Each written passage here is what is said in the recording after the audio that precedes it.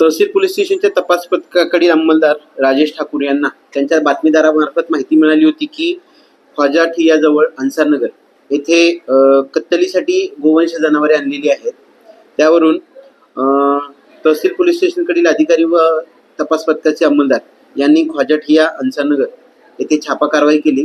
सदर छापा कारवाईमध्ये 5 वेगवेगळी गोवंश जनावरं ताब्यात घेण्यात आलेली आहेत.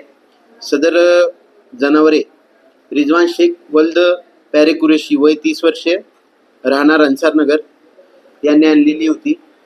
सदर प्रकरणी राजेश ठाकूर यांच्या तक्रारीवरून CR नंबर 439/24 प्रमाणे गुन्हा दाखल करण्यात आलेला आहे.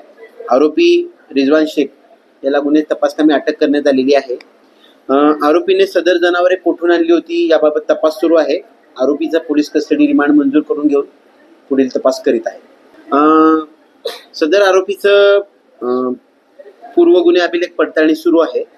सदर कामगिरीमध्ये तहसील पोलीस स्टेशनकडील तपास पथक तसेच PSI किल्लेदार, PSI मादेवार व तपास पथकाचे अधिकारी अंमलदार यांनी सदरची कारवाई केलेली आहे.